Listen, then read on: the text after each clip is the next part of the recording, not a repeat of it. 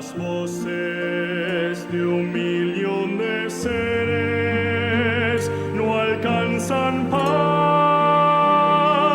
agradecer, pues lo que soy y lo que espero ser, lo debo todo a ti. A Dios sea gloria, a Dios sea gloria. Muy buenas noches, tengan todos ustedes en casa. Como todos los martes y estos programas, nuestras cápsulas de salud, nuestros temas importantes sobre odontología y demás que les puedan servir, pues hoy vamos a continuar con estos temas. Recuerden que pueden encontrar nuestros programas en Facebook Live de Laicos en Acción, también en YouTube, que nos pueden escribir al correo de laicosenaccioncr@gmail.com y que pueden hacer sus peticiones de oración 24/7 al número de WhatsApp. Hoy tenemos un programa bastante interesante, bastante completo y quiero comentarles al respecto sobre el invitado que tenemos el día de hoy, que es el doctor Esteban Alvarado. Buenas noches, Margie, muchísimas gracias por la invitación al programa. Realmente estoy muy contento de estar acá y estar con todos ustedes también. Gracias por la invitación. Venimos a tocar el tema específicamente de la cirugía de cordales, un tema que siempre genera algo de miedo y pues de temor, ¿no?, en la población, y que mucha gente pues se tiene que ver enfrentada a afrontar el proceso de la cirugía de cordales o la exodoncia quirúrgica de las mismas. Entonces pues estoy acá en la mayor disposición de poder ayudarles en lo que se pueda y evacuar todas las dudas que tengamos que le hayan enviado, con mucho gusto. Perfecto, Doc. Más bien, muchísimas gracias de verdad por acompañarnos. Pueden hacer sus consultas en el Facebook Live. En dado caso los vamos a revisar y también evacuarlas con el doctor aquí presente. Queremos compartirles, bueno, sí, bien es cierto, es un tema bastante controversial para algunos pacientes, ¿no? ¿Cuáles son las principales inquietudes que tienen los pacientes en la consulta con respecto a las cirugías de cordal? No, pues nos encontramos con todo tipo de consultas y con todo tipo de miedo, ¿no? Alrededor del tema de las cordales existen muchísimos mitos de todo tipo. Muchas veces, sobre una de las preguntas más frecuentes es ¿qué pasa si no me saco las cordales? ¿O por qué me tengo que sacar las cordales? Realmente existen diferentes indicaciones de por qué debemos de sacar las cordales. Hay cordales que son terapéuticas, digamos, que es cuando una cordal está doliendo y cuando tenemos un paciente que está con dolor, y por esta razón tenemos que hacer la exodoncia de los terceros molares. Generalmente esos pacientes de cordales terapéuticas, o sea que llegan a la consulta ya con dolor, se asocia a terceros molares o a cordales que están semi impactadas, es decir, que ya sacaron un pedacito del diente, digámoslo así, y se comunicó con boca. Eso causa una zona muy difícil de manejar desde el punto de vista de higiene para los pacientes. Tiende a acumularse mucha comida, mucha placa bacteriana y tiende a inflamarse el tejido blando. Es un proceso que llama una pericoronitis y es un proceso bastante doloroso. Ese es el primer tipo de paciente que llega, o el paciente que llega con dolor, que ya llega pidiendo más bien que le saquemos la cordal porque está con mucho dolor. Los otros casos que tenemos son los casos de las cordales profilácticas. Cuando hablamos de cordales profilácticas, son cordales que la estamos sacando para evitar algo que pensamos que puede llegar a suceder. Es un tema bien controversial. El National Health Institute de Reino Unido hace algunos años abortó el programa que tenía de cordales profilácticas, digámoslo así, porque considera que realmente los terceros molares o cordales podrían estar ahí y no causar ningún daño. Pero muchos ortodoncistas, por ejemplo, prefieren mandar al paciente que uno saque las cordales cuando están cercanos a terminar el tratamiento de ortodoncia, principalmente asociado a que el tercer molar podría causar cierto movimiento. No creo yo que a nivel de todos los dientes, pero con una sola pieza que cambie de posición, pues ya tenemos un contacto diferente en boca y todos los dientes se van a empezar a acomodar con respecto a este contacto. Entonces los contactos prematuros yo creo que sí pueden cambiar un poco la mordida de los pacientes. Esa es una pregunta bastante frecuente, Doc, el hecho de que si las cordales realmente empujan los dientes. A veces llega mucho paciente a la consulta y nos dice, es que yo tenía los dientes divinos, los de abajo, los de arriba, pero me salieron las cordales o las muelas del juicio, como es lo que le llaman popularmente en la calle, y me movieron totalmente los dientes. ¿Es eso cierto? ¿Es un mito? Realmente yo considero que en parte es mito, porque es imposible demostrar que un tercer molar o que una cordal o una muela del juicio haya empujado fuerza y tenga suficiente fuerza para mover 7 dientes más y desacomodar toda una mordida. Ahora sí creo que sea capaz de mover el diente que está adyacente, por ejemplo, el diente que está a la par, que es el último molar o el 7, que está en la arcada, y una vez que este se mueve y cambia de posición, ya vamos a tener un contacto prematuro, digamos, en boca, y esto va a causar, por ejemplo, que el paciente entonces empiece a morder diferente, y a partir de ahí todos los demás dientes se van a ir acomodando y van a ir cambiando de posición para lograr acomodarse a este nuevo contacto, a este contacto prematuro. Existen algunas otras teorías de por qué se cierran. Por ejemplo, hay una teoría de que hay una sutura de hueso, digamos, que está a nivel de la línea media de la mandíbula, y esta sutura aparentemente tiene el último proceso de osificación hacia los 20, 21 años más o menos de edad, lo que se conoce como la sínfisis mandibular. Entonces cuando ella se osifica tiende a meterse un poquitito, lo cual causa ese apiñamiento, o podría causar, o se cree que podría causar ese apiñamiento característico que presentan los pacientes, digamos, en los centrales inferiores. Ahora, de pensar que los dientes se movieron solamente por una cordal es un poco difícil. Muchos de esos pacientes utilizaron ortodoncia y nunca utilizaron los retenedores. Entonces cuando tenemos pacientes que fueron a un tratamiento de ortodoncia y no se sacan las cordales, no utilizan los retenedores, creo que vamos sumando factores a que recidive un poco el tratamiento y se vuelvan a poner en la posición en la que estaban anterior al tratamiento de los dientes. Este es un punto bastante interesante que hay que aclarar.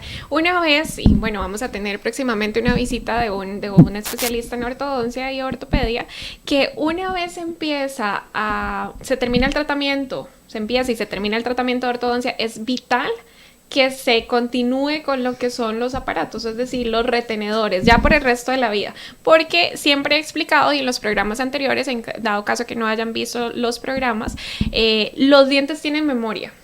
Entonces, una vez, si usted no se pone retenedor después de haber terminado con su tratamiento de ortodoncia, estos dientes se van a volver a su posición antigua. Es decir, quizás no exactamente como estaban, pero sí van a empezar a moverse. Entonces, qué importante es que también utilicen sus retenedores. Hay personas que, bueno, dicen que no, que les da asco, que los quieren cambiar después de tanto tiempo. Entonces, diferentes situaciones que hacen que no utilicen su retenedor. ¿Okay? Sí, no, yo creo que es, o sea, el uso de los retenedores es prácticamente obligatorio para tener un tratamiento ortodóntico predecible y satisfactorio.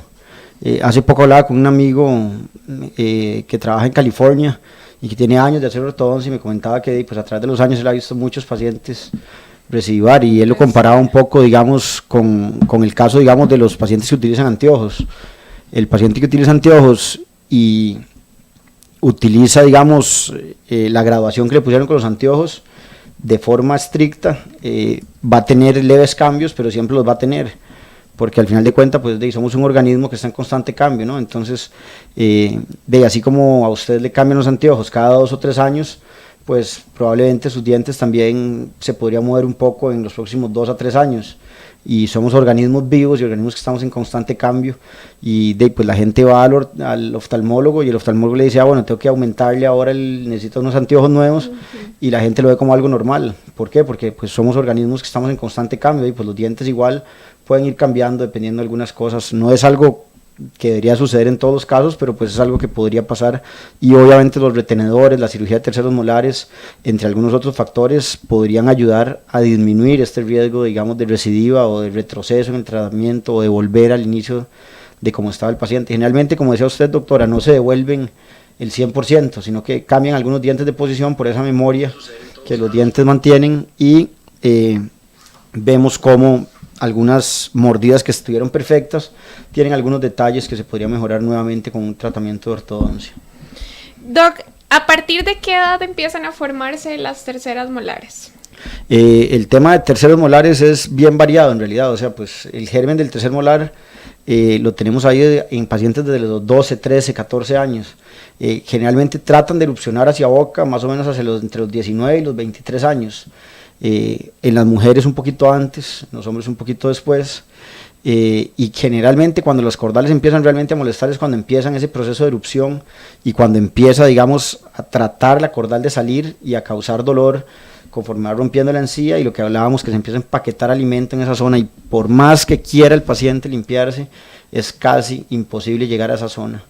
Entonces, por más buena higiene que el paciente tenga, muchas veces el simple hecho de que la encía esté levantada forma como una especie de caverna, digamos, allá atrás, y algunas veces el problema es la pericoronitis, como le decía, sobre el capuchón, digamos, que tiene la cordal, pero a veces vemos de la triste realidad de que al estar esa muela impactada le causó una caries grande, digamos, al molar, que es un molar sano, que está en función, al molar adyacente o al molar que está delante de la cordal, que es bastante clásica también esa lesión ahí de caries justamente en la pared distal, en la pared más posterior de ese molar, como el que estamos viendo en la imagen, justo ahí donde está uniendo el tercer molar inferior con la otra muela. Ahí en ese triangulito se empieza a empaquetar a comida, es imposible para el paciente limpiarse y termina ahí pues formando caries, y muchas veces nos toca tristemente hacer el procedimiento quirúrgico para quitar las dos muelas, ¿no?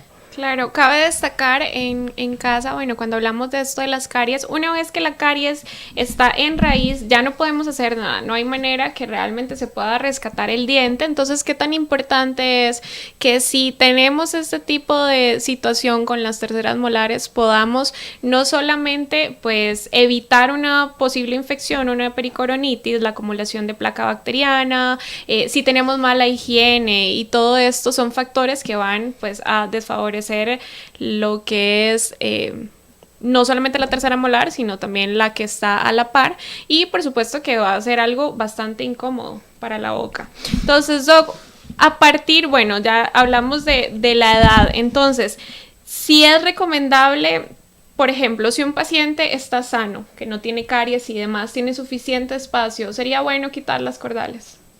Pues yo creo que si la cordal no está causando ningún problema, tiene espacio para salir, como estábamos hablando, que tiene buen espacio, viene en una buena posición, yo generalmente prefiero no sacarlas. Existen mitos y existe también literatura que tal vez lo desmitifica un poco en cuanto a la formación, digamos, de algún tipo de lesiones asociadas a las terceras molares o a las cordales. Es que si no se saca la cordal se le puede hacer un tumor, o es que si no se saca la cordal se puede hacer un quiste. Realmente el porcentaje y la incidencia de este tipo de lesiones es bajísimo, es menor al 10%, y además para que se forme algo maligno baja todavía menos del 3%, entonces es realmente muy difícil que se nos forme una lesión de estas. Ahora, lo triste es que las vemos, ¿no? Uno pensaría que el porcentaje es muy bajo, pero por ahí de vez en cuando aparece algún paciente con un quiste grande o con alguna lesión benigna pero muy agresiva localmente, como podría ser un ameloblastoma o como podría ser un quiste dentígero, o un tumor odontogénico queratoquístico. Básicamente son como las lesiones que asociamos a la presencia de terceros molares, principalmente en mandíbula. Aquí tenemos unas imágenes, de hecho, si Jonathan nos ayuda, hay unas imágenes que salen con unas zonas oscuras, para que Jonathan nos pueda poner la imagen, y en este caso vienen siendo los quistes que estamos hablando. Esta imagen es la imagen, digamos, que siempre deben de solicitar para hacer cirugía de terceros molares o cirugía de cordales. Todos los pacientes a los que les vamos a hacer cirugía deberían de tener una radiografía panorámica. ¿Y por qué queremos la radiografía panorámica? Porque básicamente en ella podemos ver diferentes estructuras que son las que podrían aumentar un poco el riesgo del procedimiento. Si vemos acá, tenemos solamente una cordal en el lado superior izquierdo, y tenemos dos cordales en la mandíbula o en la zona inferior. En este caso la cordal superior está cercana, digamos, a lo que se conoce como el seno maxilar, y en las cordales inferiores las vemos que están mesioanguladas o con una angulación hacia el diente de adelante y cercanas a, no sé si se alcanza a ver en la imagen, el pequeño canal que se ve ahí como cerca de las raíces, es el nervio dentario inferior. Y creo que, o la mayoría, digamos, de complicaciones que vemos los cirujanos maxilofaciales o las personas que nos dedicamos a hacer cirugía de cordales están asociadas a personas que empezaron un procedimiento sin tener una buena imagen diagnóstica. Definitivamente la radiografía panorámica nos da mucha información, desde el ancho del hueso de la mandíbula, la relación que tenemos con las raíces y el nervio, la relación que tenemos con las raíces del seno maxilar en las superiores. Hacer cirugía de cordales sin esta radiografía es realmente complicarse la vida por gusto, digámoslo así, porque es una imagen que hoy en día la podemos obtener de forma muy sencilla y prácticamente que en todos los lugares tenemos centros radiológicos. Es parte de un diagnóstico correcto, es parte de un procedimiento adecuado, y qué tan importante es que ustedes también en casa puedan saber. A veces, bueno, decimos, me sale un poco cara, hay lugares bastante accesibles, los doctores, ya hay centros radiológicos que están inclusive, bueno, están muy en competencia con los costos, y realmente es algo que está al alcance. Usted no tiene una panorámica, y lo importante, ese es un punto muy importante, a veces tienen panorámicas de hace 4 años, de hace 5 años, entonces que cuando se tuvieron frenillos, entonces qué tan importante una panorámica reciente, ¿cuánto es el tiempo recomendado, Doc? No, realmente yo creo que una panorámica de 1 año es bastante vigente. Las cordales se ha visto y hay estudios que muestran que ellas pueden cambiar de posición a través del tiempo, pero necesitan varios años para que esto pueda suceder. Realmente no es algo que pasa en 6 meses, ni en 3 meses, ni en 4 meses. Ahora, en una radiografía panorámica tenemos la ventaja de que podríamos ver alguna lesión quística o alguna lesión tumoral, mientras que en otro tipo, digamos, de radiografía no nos va a permitir verlo. Entonces creo que esa es una de las mayores ventajas de tener una radiografía de estas. ¿Cuáles son los puntos importantes que analizamos en las radiografías con las terceras molares? Aparte de los canales, como estábamos viéndolo en la imagen, que puede brindar complicaciones. Básicamente tenemos algunos indicadores, digamos, de complejidad que podemos evaluar a nivel de la radiografía. Generalmente, cuánta cobertura de hueso tiene, lo podemos ver en la radiografía. O sea, podemos saber qué tan profunda está esa cordal, tanto en sentido vertical como en sentido posterior, digamos, hacia lo que es la rama ascendente o la parte que sube de la mandíbula. Podemos ver la posición con respecto a los demás dientes. La gente tiende a pensar que estas cordales acostadas son las más complejas, cuando realmente las más complejas tienden a ser las que están verticales, pero muy profundas. Porque realmente están mucho más cerca al nervio y hay que quitar mucho más hueso para poderla sacar. Algunas veces están viendo como hacia atrás, esas son también unas de las más complejas. El tema con las cordales es que hay muchas historias de terror, digámoslo así, ¿no? Sí, están muy asociadas al dolor. Y esas historias, digamos, se asocian principalmente a falta de imágenes diagnósticas, a personas que no tienen el entrenamiento adecuado. Creo que hay que ser consciente y saber hasta dónde podemos llegar con nuestros límites. Hay cordales que se pueden hacer o que cualquier persona podría realizar, digamos, con un entrenamiento odontológico, pero hay cordales muy complejas también, que yo creo que sí requieren de manejo por un especialista, por el nivel de complejidad que pueden llegar a tener. Es una cirugía que es invasiva, es una cirugía que es grande, no estamos hablando de una cirugía pequeña. O sea, ya en el momento en el que quitamos hueso y cortamos hueso para poder sacar una muela, estamos hablando de un proceso inflamatorio grande y severo. O sea, no es una inflamadita, es una inflamada grande, es una inflamada de verdad. Y el tiempo quirúrgico es importante. El tiempo quirúrgico, eso es lo que le iba a decir. Un punto muy importante es que el tiempo quirúrgico debe ser bastante pequeño, va a ser reducido. Entre más tiempo se utilice en la cirugía, por así decirlo, más va a ser la inflamación, pues por supuesto por la manipulación de los tejidos y demás. Entonces, en este caso lo que usted estaba diciendo es súper acertado, el punto de... si bien es cierto, nosotros como odontólogos generales manejamos también lo de la cirugía de cordal, es algo que vemos mucho en la consulta y que también estamos muy asociados, pero qué tan importante es que en casa sepan que nosotros también, pues como odontólogos generales, hacemos referencia a especialistas. Ahí no es lo mismo, pues el doctor que está acostumbrado, el doctor Alvarado, que está acostumbrado a estar prácticamente su área de trabajo todo el día, a uno como odontólogo general que lo ve pues no constante en su consulta y que por supuesto no va a tener un montón de complicaciones como las que puede tener. Entonces hablemos de las complicaciones, Doc. ¿Qué complicaciones podemos tener con las cirugías de cordal? Y qué importante, una nota importante, porque por supuesto está asociado a historias de terror, porque pueden suceder cosas como tal, pero que también les demos... hay cirugías de cordales que no son invasivas, que también dependiendo del trato, la sedación, por ejemplo, todas estas opciones. Entonces hablemos un poquito de eso. Bueno, hablemos de las complicaciones como tal. ¿Qué puede suceder? Ok, yo considero que mucha gente pues logra sacar una cordal, pero creo que sacar una cordal después de 2 horas, digamos, eso es porque ya el doctor se complicó.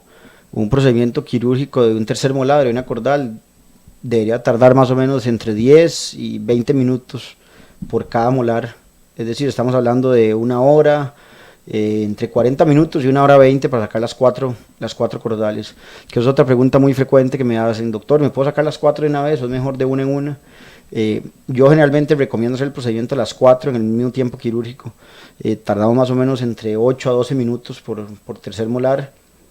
Y las razones que le da al paciente es porque va a ser una sola inflamación, una sola venida al consultorio, una sola comprada de antibiótico, una sola comprada de analgésico, una sola incapacidad, una sola inflamada, mientras que si lo hacemos de una en una probablemente vamos a tener que pasar por lo mismo 4 veces. Entonces creo que reduce tiempos, digamos, laborales, que ningún jefe quiere que se le incapaciten 4 veces por las cordales, y además reduce un poco, protege un poco el bolsillo, digamos, del paciente, porque no va a tener que comprar el antibiótico 4 veces ni el analgésico 4 veces. Entonces, esa pregunta, perdón, se me salió del tema, voy a volver un poquito al tema de las complicaciones. Entonces, creo que la mayoría de gente que tiene traumas o que tiene susto es porque estuvieron 1 hora y media, 2 horas, 3 horas, 4 horas intentándole sacar una cordal, y esa historia la escuchamos con frecuencia, y intentaron y no lo lograron y llegan con el pedazo para que se lo saquemos. Realmente creo que el tema, digamos, quirúrgico como tal puede tener complicaciones.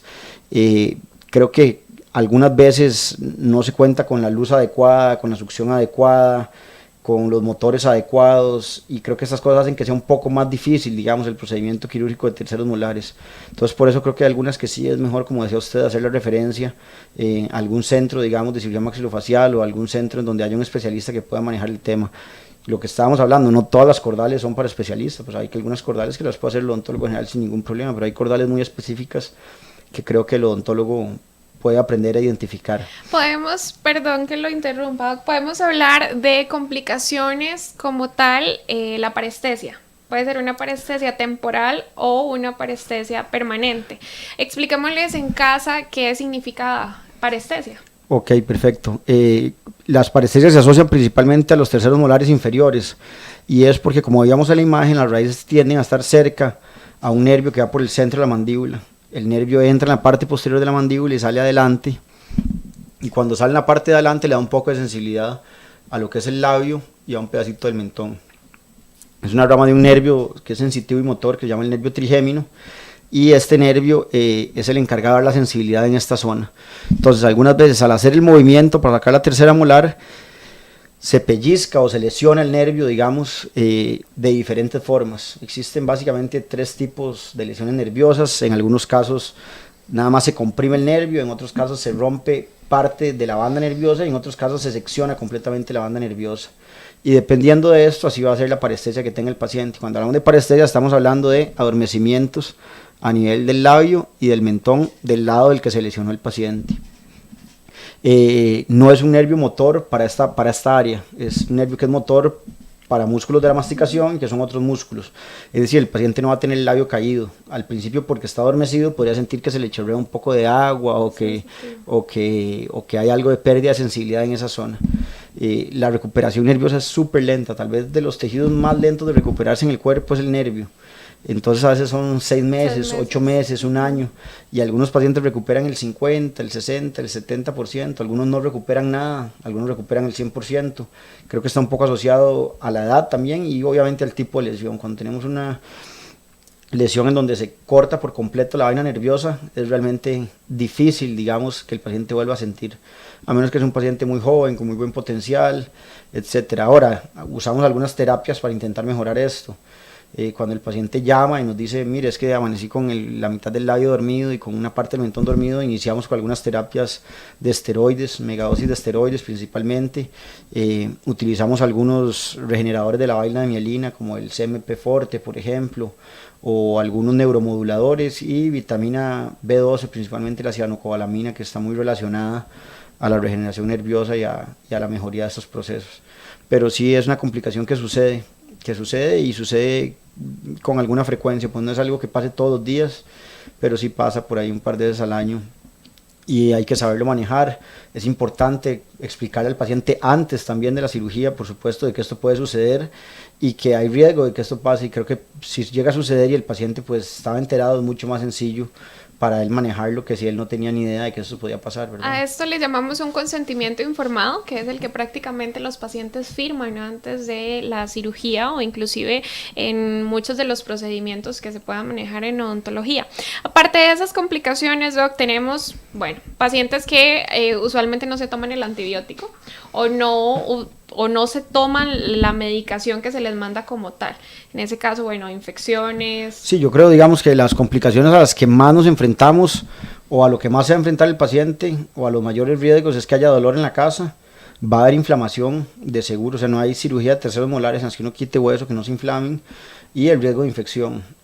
A todos los pacientes los dejamos medicados con pastillas para el dolor, que son analgésicos, generalmente de la familia, digamos, de las más comunes, de los AINES, a donde está la Cataflán, a donde está el Enantium, a donde está el Analgan, donde está el Voltaren, y siempre se les maneja también antibiótico, previniendo, digamos, o de manera profiláctica para prevenir un proceso infeccioso, generalmente penicilinas. Algunos pacientes alérgicos a las penicilinas no les utilizamos la penicilina, sino que utilizamos algún otro medicamento. Esas son como las complicaciones, digamos, generales. Ahora, complicaciones específicas del procedimiento en las inferiores, como estábamos hablando, tenemos el riesgo de la lesión del nervio, y en las superiores el principal riesgo o el riesgo asociado específico a estos molares es la comunicación oroantral o de la boca con el seno maxilar. Los senos maxilares son dos huecos de aire que tenemos a cada lado, y cuando respiramos hay parte del aire que se calienta por ahí, y hay un montón de vellitos que sacan contaminación, lo convierten en moco y lo drenan hacia la nariz. Algunas veces el tercer molar está tan arriba que cuando lo sacamos comunica la boca con el seno, y ya dijimos que el seno se comunica con la nariz. Entonces el paciente, si no nos damos cuenta, se va para la casa, toma agua y se le sale por la nariz. Y esto generalmente se asocia a procesos de sinusitis crónicas y requiere de un manejo quirúrgico para poder cerrarlo. Yo considero que el manejo quirúrgico en este caso es mandatorio, o sea, una vez que detectamos la comunicación hay que cerrarla. Hay diferentes formas de cerrarla, ya sea con grasa o ya sea con la misma encía del paciente, rotándola y logrando el cierre.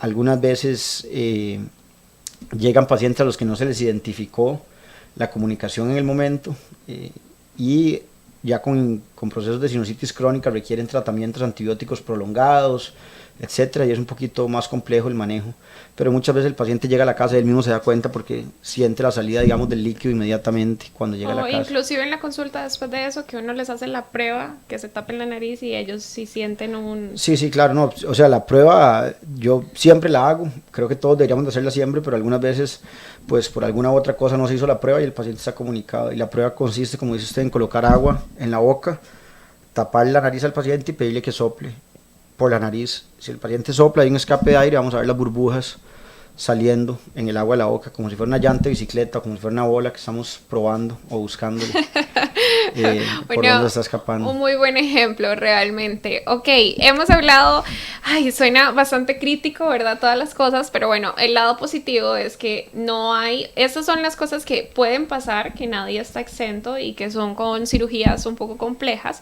Sin embargo, también tenemos entonces este punto en donde las cirugías no son complejas, que tenemos las opciones en la consulta, en este caso, bueno, usted, Doc, que maneja sedación completa. Sí, es bien importante porque cada vez más gente quiere sedación intravenosa. La sedación intravenosa realmente es una ventaja que tenemos principalmente para los pacientes que han tenido malas experiencias o los pacientes nerviosos. ¿Qué es la diferencia entre una sedación intravenosa y una anestesia general? Que una anestesia general, el paciente está tan deprimido, o sea, el sistema nervioso central está tan deprimido que el paciente no es capaz de respirar por sí mismo, por sí solo. Entonces el paciente necesita estar entubado, ya sea con un tubo que va por la nariz o por un tubo que va por la boca.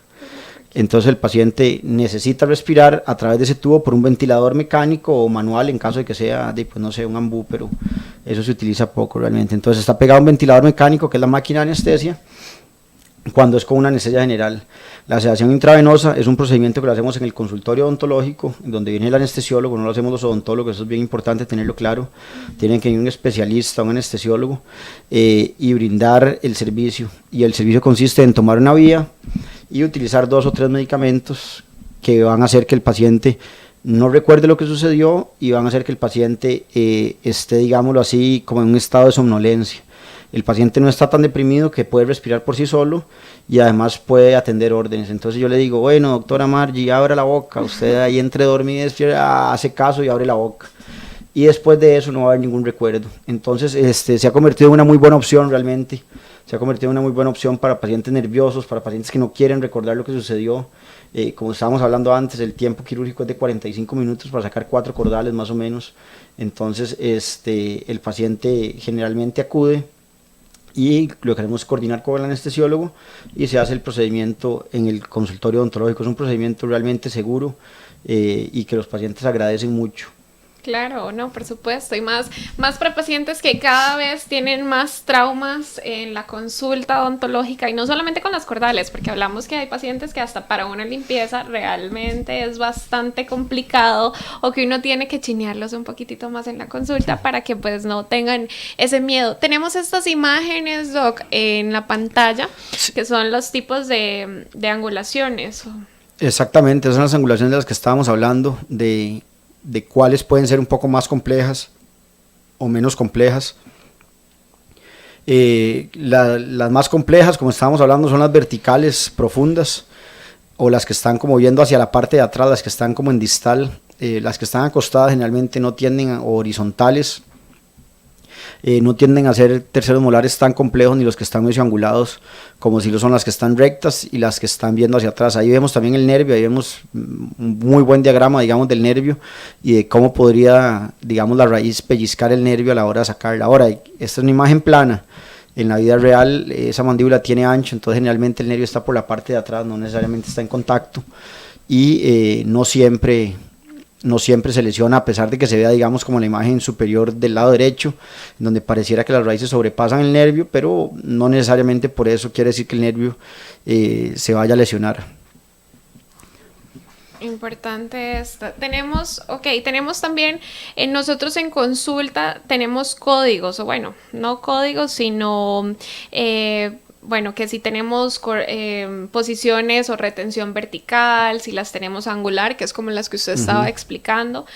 ¿Qué pasa, digamos, si hay casos, por ejemplo, en consulta, pacientes que no les salen las cordales, que nunca les se formó el germen dentario, dichosos. Y que son pocos casos, o que solamente no se le formó en una y el resto sí lo tienen, se asustan? ¿Es normal? ¿No es normal? Sí, es muy normal encontrar gente sin cordales, o con solamente cordales inferiores, o solamente con cordales superiores, o solamente con cordales del lado derecho. Realmente no tiene nada de malo, es muy normal, realmente es algo normal. Sí, hay muchas personas que inclusive se asustan porque no tienen las cordales, o inclusive, bueno, hay casos en donde vienen dientes extras, que son los que nosotros pues sí, manejamos. Los supernumerarios, exacto, digamos. Como supernumerarios, y que pueden tener inclusive mala suerte y tienen más bien más de una cordal o más de la cantidad de Eso dientes. También pasa, generalmente la cordal, cuando aparece, digamos, una de más, tiende a ser una cordal pequeñita, se llama una paramolar, y son pequeñitas. Las cordales son las número 8, entonces entre nosotros le llamamos las 8, ¿no? Y allá atrás de la 8 aparece una muelita pequeñita, una 9, digámoslo así. Este código es porque contamos a partir de los dientes del frente hasta atrás en cada arcada, y las cordales serían las terceras molares o el diente número 8. Más o menos sacamos algunas imágenes de cómo es el procedimiento. El procedimiento consiste en levantar un colgajo o en levantar la encía. Cuando el diente está así semi-incluido, después de eso lo que hacemos es con una broca o con una fresa, o puede estar el diente completamente incluido, y con una broca o con una fresa vamos a quitar hueso. Esto es lo que realmente causa la inflamación severa, digamos, que vemos en los pacientes de cordales. La cirugía de cordales inflama, es una inflamación que puede tardar más o menos entre 5 y 7 días.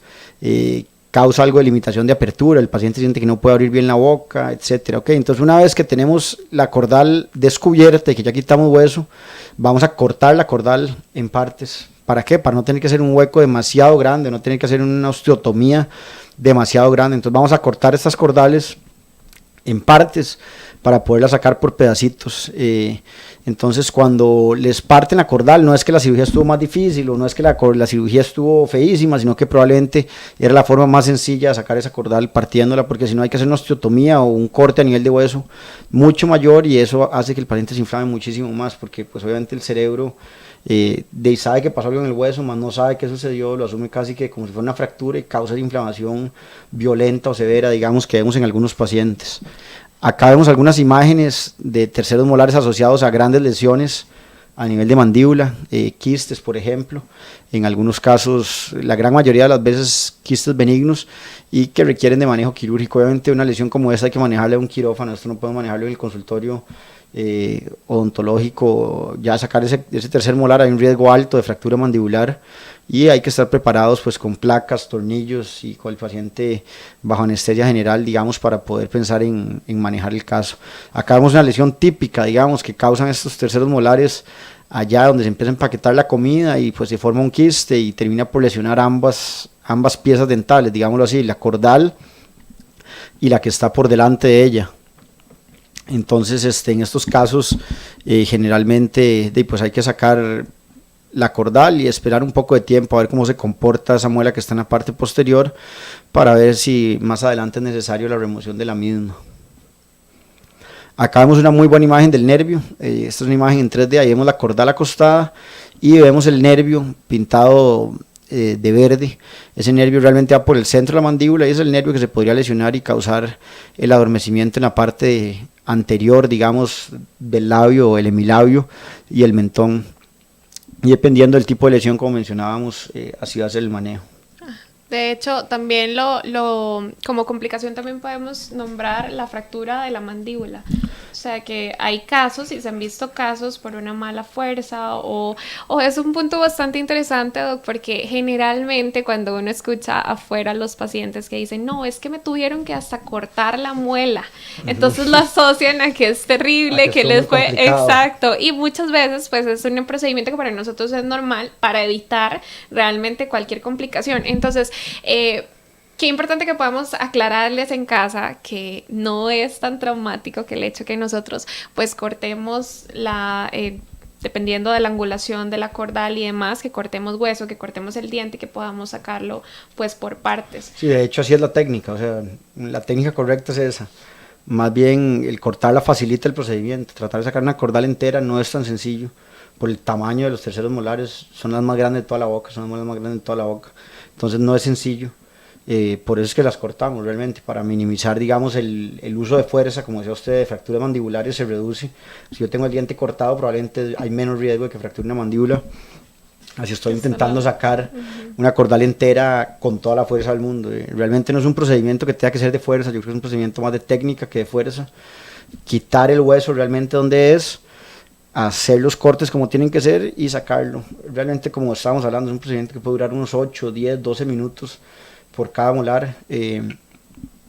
El paciente tiene muchas dudas, ¿no? Cuando terminamos la cirugía, ¿qué puedo comer, qué no puedo comer? Entonces creo que tal vez sería bueno hablar un poquito de eso. Por supuesto. Una vez, bueno, prácticamente cerramos suturamos la herida, bueno, suturamos la incisión que hicimos, se ponen los puntos, las recomendaciones. Bueno, generalmente ponemos unos puntos que no sean reabsorbibles para que el paciente venga a la consulta, ver cómo evolucionó, pero si se ponen reabsorbibles, entonces en este caso, ¿cuál es el manejo correcto? A veces ellos dicen, bueno, que la herida se pone de un color café, que claro, se pone blanco y se asustan. Muy típico, muy típico. Y se asustan y generalmente dice, doctora, yo no lo veo de un color bien. Normal. Exacto, un color normal. Entonces, sí, tiene toda la razón, doctora. Es muy característico eso. O sea, ¿qué esperar, digamos, de una herida de un tercer molar?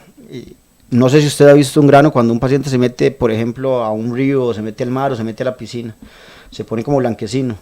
Eso es porque la fibrina en medios húmedos toma ese color blanquecino. Es decir, los granos o los procesos de cicatrización en medios húmedos se ven blanquecinos y casi amarillentos. Okay, la boca es un medio húmedo, lo vamos a tomar exactamente como si el paciente estuviera todo el día metido en una piscina. Entonces por eso es que las heridas en boca tienden a verse como amarillentas y como blancuzcas. Entonces el paciente obviamente al tercer día, cuando ya puede abrir un poquitito la boca, se mete el dedo, se abre el cachete y se ve aquel puntito allá o aquel proceso de cicatrización como amarillento y llama asustado pensando que está infectado. Sí. Pero realmente no, las infecciones tienen otro tipo de características. Generalmente un paciente no se infecta a los 2 o 3 días, se infecta a los 6, 7, 8 días. Incluso algunas veces infecciones tardías, después de un mes podría ser una infeccioncilla, es poco común pero podría suceder.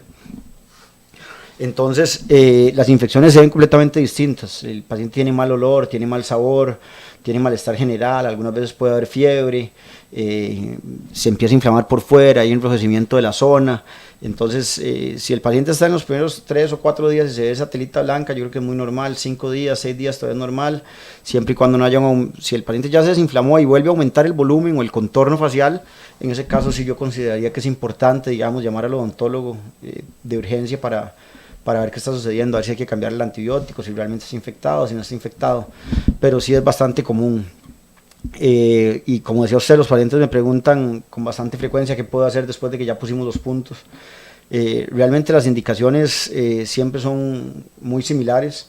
Generalmente dejamos a los pacientes, en el caso nuestro, la consulta utilizamos un vendaje elástico compresivo que va con hielo durante las primeras 24 a 48 horas, eso con el fin de reducir un poco la inflamación. El vendaje compresivo ayuda muchísimo y el hielo también pues cumple su función haciendo un poco de vasoconstricción o cerrando los vasos y no permitiendo que llegue toda la cantidad de sangre y de infiltrado inflamatorio, digamos, como para que la cara se inflame demasiado. Le permitimos al paciente tomar cosas calientes como café, sopa o té hirviendo hasta después de 48 horas, porque el calor podría abrir los vasos y podría haber algo de sangrado, Una hemorragia. podría haber algo de hemorragia. Las hemorragias generalmente se controlan fácil con gasa y mordiendo, pues se podría controlar, pero no queremos que el paciente pase un mal rato en la casa. El paciente sale con sus pastillas que son antibióticos, analgésicos, es muy importante que las tome a la hora que es. El analgésico principalmente es bien importante a la hora que es, porque una vez que empieza el pico doloroso, es muy difícil intervenir el dolor, entonces ya necesitamos algunas otras cosas, incluso a veces inyectar el paciente, pero si mantenemos el dolor como de una forma más nivelada o de una forma más basal, es más controlable. Entonces es importante que el paciente se las tome aunque no tenga dolor hasta que termine los días. Tratamos de recomendar al paciente que esté en una posición semisentada, o sea, como estar como a 45 grados para que por pura gravedad la inflamación vaya bajando. Para dormir va a dormir normal y es normal que en las mañanas amanezca un poco más inflamado, digamos, a nivel facial. Pero durante el día sí queremos que el paciente, pues no queremos que esté activo, digamos, jugando un partido de fútbol o haciendo boxeo, obviamente, pero sí queremos que el paciente no esté encamado, digamos, o todo el día metido en la cama, porque si no la inflamación va a ser mucho mayor. Entonces, realmente queremos disminuir ese proceso inflamatorio. Las personas muy blancas, les hacemos la observación de que podrían ponerse un poco como moraditos, como amarillito, como verdecito, porque con alguna frecuencia sucede. Básicamente esos son los cuidados. Le decimos al paciente que no escupa, que evite estar escupiendo. Cuando escupen a veces se hace como un vacío y bota el coágulo el paciente y empieza el sangrado. Es el y hay tapón de sangre que nosotros le explicamos en la consulta. Exactamente, nos botan el tapón y pues entonces empiezan algunos problemitas. Las posiciones, los esfuerzos físicos o el ejercicio, que es lo que nosotros evitamos, ¿por cuánto tiempo? Esa es una muy buena pregunta que siempre lo preguntan los pacientes, ahora que está tan de moda todo el fitness, ¿no? Todos los pacientes preguntan cuándo pueden volver al CrossFit o cuándo pueden volver al gimnasio, o etcétera. Yo generalmente les digo que después del 5.º día ya podrían ir siempre y cuando no haya dolor. No quiero que hagan esfuerzos máximos tampoco, o sea, quiero que vayan retomando y que no pierdan el ritmo que traían, pero tampoco esfuerzos máximos. Ya después de una semana, semana y media, ya el paciente ya está generalmente muy bien. Una cosa que sucede con frecuencia es que nosotros sacamos la muela, pero ese espacio queda allá, ¿no? Sacamos la muela y ahí quedó el hueco o el espacio en el que estaba ese tercer molar. En las molares inferiores principalmente tiende a empaquetarse mucha comida. Entonces es importante que el paciente haga enjuague después de 4 o 5 días. Los primeros días no, porque lava el coágulo, el movimiento del agua lava el coágulo y es muy doloroso. Pero ya cuando tenemos un proceso de cicatrización estable y un coágulo estabilizado, entonces sí que el paciente haga enjuagues, principalmente para que no se meta comida. Es muy normal que el paciente se vea un huequito ahí atrás, que puede tardar un par de meses en llenarse, digamos, ahí en la parte posterior. Eso es un punto bastante interesante, Doc, porque cuando nosotros hacemos cirugías de cordales, que vienen las superiores y las inferiores, en las inferiores, por supuesto, suturamos en caso que sea una cirugía, bueno, que esté semi-incluida o incluida, muchas veces suturamos, es el procedimiento correcto, pero cuando son superiores, no suturamos, y muchos pacientes nos preguntan el por qué no suturamos arriba y por qué sí abajo. ¿Cuál sería su respuesta al respecto, Doc? Bueno, no, pienso que hay varias razones, ¿no?, para que una cordal superior no se suture. Lo primero es lo difícil que es, la mentira. No, es un poco más complejo suturar en superior que en inferior, pero realmente, o el tema real del por qué no es tan necesario, es porque primero la comida no se va a empaquetar allá arriba, por gravedad va a caer, o sea, por fuerza de gravedad nada se queda metido allá arriba, es muy difícil que algo se empaque arriba, a diferencia de las de abajo, en donde sí tenemos el empaquetamiento constante de alimentos. Pero la principal razón, no sé si han escuchado un dicho que dicen los viejitos, que dicen que es más tieso que la quijada de arriba. ¿Lo han escuchado? Okay. No. Y eso realmente hace referencia a que esto no se mueve. Esto no se mueve, ni esto se mueve. O sea, si yo me jalo el cachete y lo dejo caer, él llega a posición. A diferencia de abajo, en donde tenemos toda la movilidad de la mandíbula y tenemos además la lengua, que son un montón de músculos que están en constante movimiento. Entonces, si yo no suturo las de abajo, cada vez que estoy abriendo y cerrando la boca, pues la herida se está abriendo. Y es muy normal que la herida se abra incluso abajo, realmente. Pero arriba, cuando ponemos los cachetes, digámoslo así, el buccinador, llega a la posición y aunque el de abajo se mueve, el de arriba no se va a mover. Entonces, realmente, por eso es que no es necesario muchas veces suturar las superiores. Okay. Una pregunta, Doc, no sé si es comprometedora o no, pero nosotros mandamos a consumir helados, batidos, cosas frías. Hay algunos artículos que hablan que si se toman lácteos por el hecho de que tiene más, bueno, la lactosa, que son bacterias y demás, si puede verse afectado o no en la recuperación. ¿Recomienda usted helados de lácteos o yo realmente no tengo problemas. Si que sea cualquier helado. Puede comer helados en leche, puede tomar yogurt. Lo que no sea. tengo problemas, sí. Okay. Pienso que el mayor número, digamos, de procesos infecciosos de procesos infecciosos no podríamos atribuirlos, digamos, a lo que el paciente haya comido, sino a cosas propiamente del paciente o mal manejo de la asepsia y antisepsia durante el procedimiento, o a que el paciente tiene alguna condición sistémica específica, o a procesos muy prolongados en donde el tejido blando sufre mucho. O sea, si uno levanta el colgajo y el colgajo está bien levantado, digamos, y todos los tejidos están bien irrigados, probablemente el paciente no se infecte.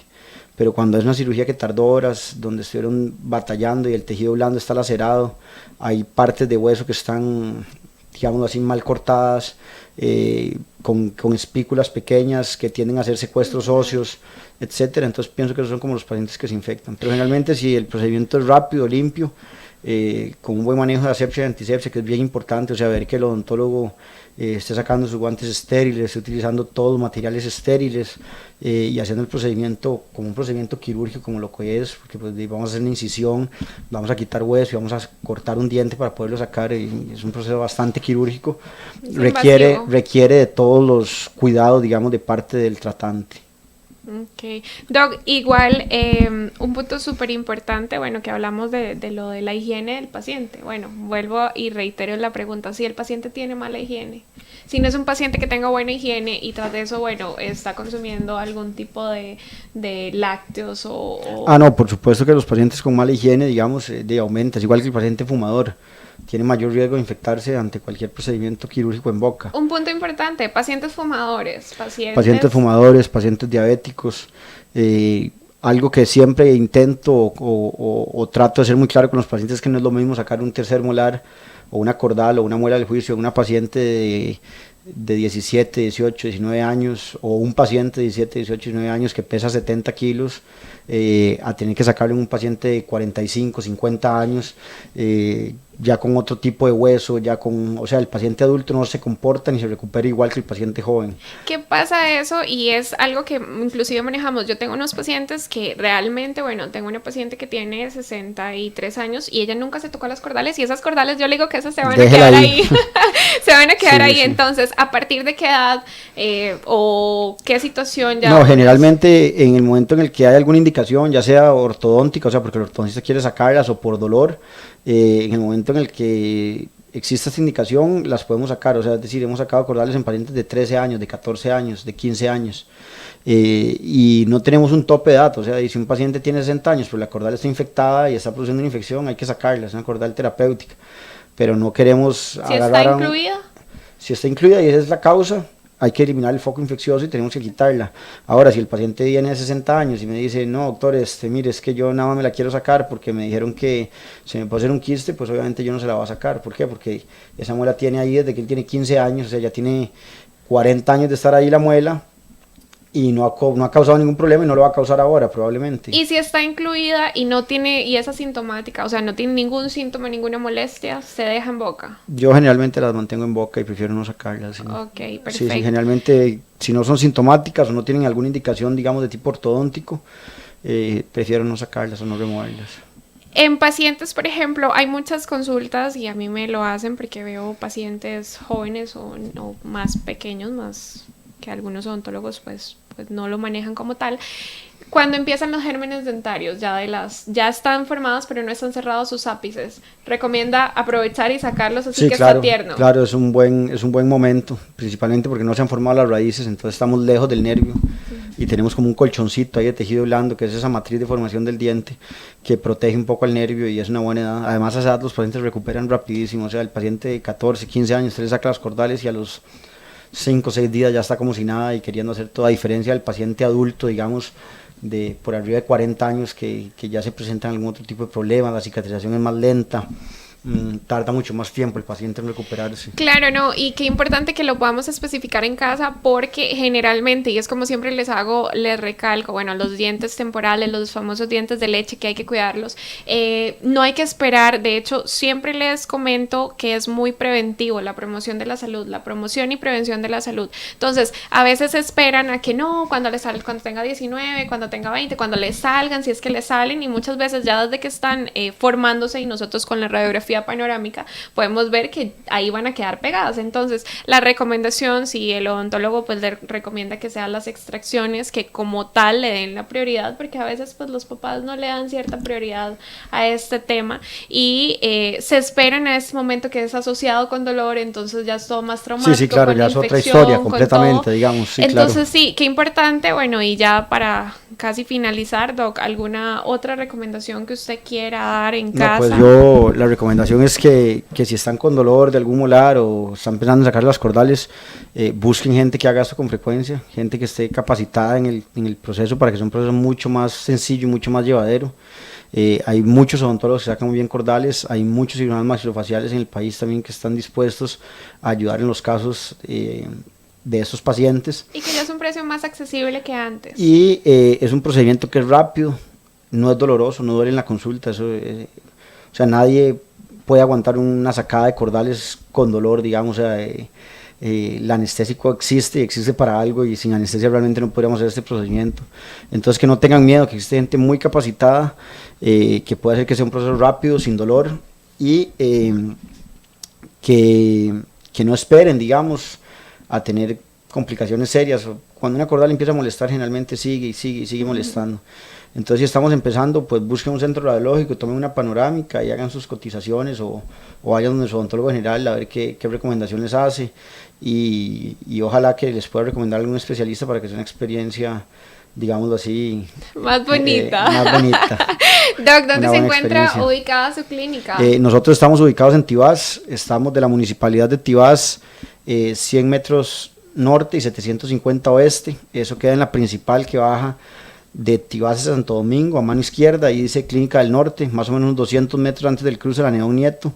Nos pueden encontrar también en el Waze como Clínica de Especialidades Dentales o Clínica del Norte, Clínica del Norte, Especialidades Dentales es lo que dice, y allá podemos ayudarles con cualquier procedimiento de terceros molares que necesiten y nos ponemos a la orden de todos ustedes para colaborar en lo que sea necesario. Doc, más bien muchísimas gracias pues por tomarse el tiempo de venir hasta acá. Espero que igual haya sido muy provechoso para quienes están en casita, que cualquier consulta que tengan, bueno, ya saben que lo pueden buscar inclusive por la página de Facebook y o por medio de mi contacto, en dado caso, que es el 8724-3676. Si en algún momento alguna persona en casita quiere alguna referencia con el doctor, entonces con mucho gusto le puedo pasar. Muchísimas gracias más bien por la invitación, doctora. Ojalá podamos tocar un par de temas más por ahí que claro, tenemos, son súper extensos, entonces vamos a manejarlo como tal. Nos avisa y aquí vamos a estar. Muchísimas gracias. Bueno, Doc. y muy buenas noches a todos los que nos estaban escuchando y a todos los que nos estaban viendo en el Facebook Live también. Muchísimas gracias, doctor. Gracias. Buenas noches. Buenas noches en casa. Buenas noches a todos.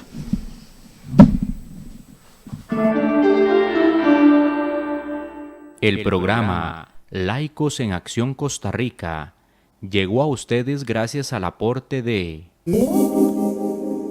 Laboratorios Centro Natural La Fuente. Para mayor información, 2222-2280. Escuela de Adiestramiento Integral Canino de La Ribera. Para mayor información, 6026-7977. Odontología Doctora Margie Covaleda. Citas al 8724-3676. Ministerio Evangelio en la Cárcel. 8899-2434. Si usted desea colaborar con este ministerio, su aporte será bien invertido en llevar este importante mensaje por medio de la radio, televisión, YouTube y Facebook Live. Si desea colaborar, puede llamar al 8464-1111. Laicos en Acción Costa Rica. Bendiciones.